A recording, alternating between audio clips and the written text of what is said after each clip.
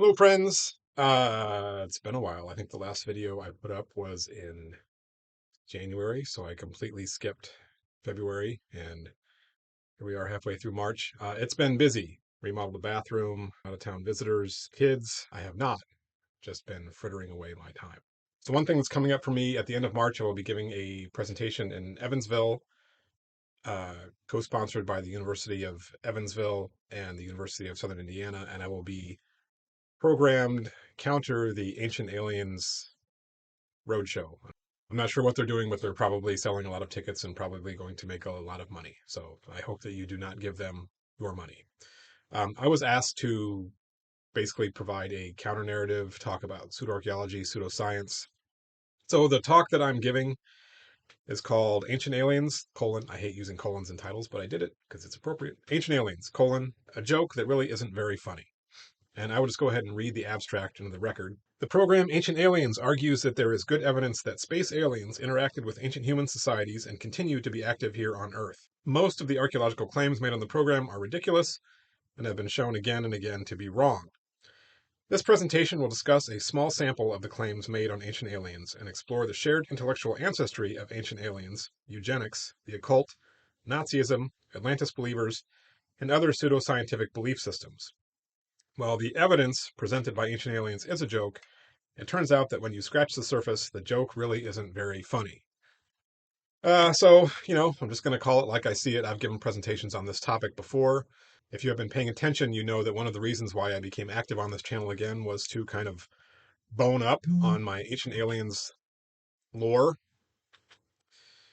Um, I actually haven't been very successful doing that because crickets. Nobody has given me any good examples of pieces of evidence from ancient aliens that haven't already been debunked a million times. So in the talk, I'll talk about a few of those, but I'm also wanting to just discuss in general why people believe this stuff and what the kind of intellectual ancestry, I think is the phrase that I used. It's a good phrase. Intellectual ancestry of these ideas is. So that's the main topic. And then the fun won't stop there because I've agreed, in principle, though I don't have a date yet, to do a podcast. One of my blog posts that I wrote about Bigfoot years ago. And honestly, Bigfoot got pretty boring to me pretty quickly. I found kind of the level of argument and thought that goes into those ideas and claims about Bigfoot to be mostly ridiculous and not really that intellectually challenging or stimulating. But there were some interesting things, or at least interesting enough that I responded to them at the time. And so that's what they wanted to talk about, specifically about this claim that Bigfoot was leaving piles of bones around. So I need to go back and read that again and maybe see if there's anything new that I should be aware of. But that's coming up in April, so we'll talk about that some more. I don't think that I really got a whole lot of comments on the last couple things to address. Uh, Welcome to new subscribers. I now have 689, so thank you. Let me see if there's any comments here. On my last responding to comments, I only got one comment, and it was from Greg Little. It says, good, you are continuing these, and it's nice to see you enjoying yourself in this. You should hide that book on the table next to the guitar. That was a copy of Greg Little's book. I was using it as a paperweight.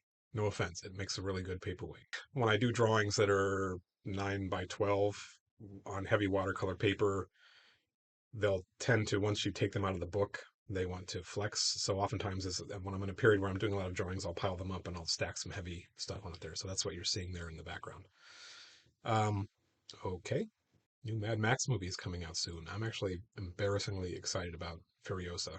I hope it's good. I know I did get a comment this afternoon as I was driving home.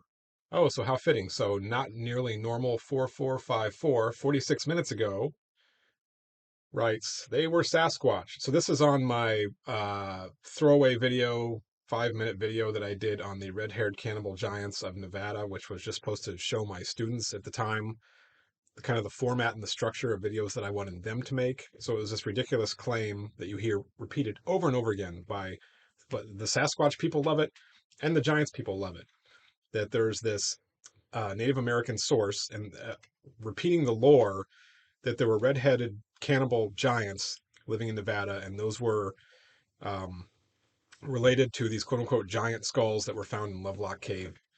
It's a bunch of nonsense. When you go back and you read the actual account that they reference over and over again, apparently without checking it, you'll see that they don't actually call them giants. Nowhere in there do they do that. Anyway, and that's true. You can word search it and read it just like I did. Anyway, this person writes, they were Sasquatch. They are territorial. I live along the Trinity River in Humboldt County. They are still around. Leave them alone. Go walk around in the woods. If Indians don't get you, our friends will. Drums are lousy as your background. Get a real drum. So this is typical of my fans. Um, nobody liked my nobody liked my soundtrack. It's going to define me for the rest of my life. I found some free drum sample and put it on there. It was too loud. It was too annoying.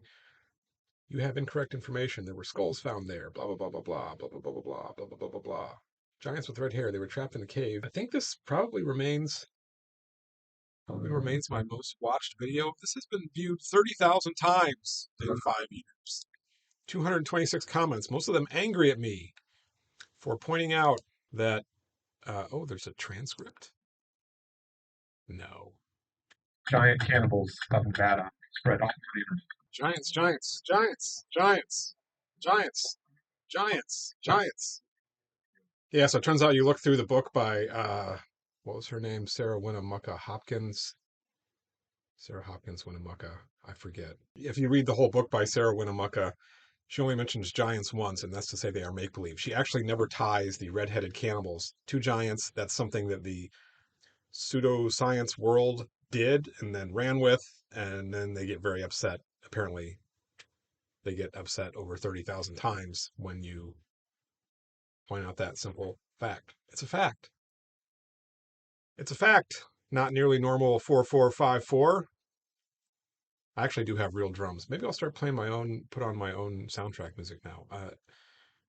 It's another thing that I've been spending a lot of time on is I'm back to writing music again. I actually do walk around in the woods, and I have never been gotten. I've never been eaten by a lizard man or attacked by a Sasquatch. I'm willing to bet you big money that I never will. Anyway, end of March, Ancient Aliens, and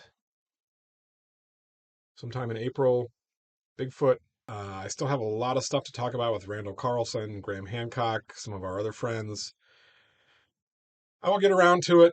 Problem with having a job is that you have to do it. So sometimes the silly stuff has to wait until you have time. So thanks for hanging in there with me, and I will keep you posted. What was my sign off going to be?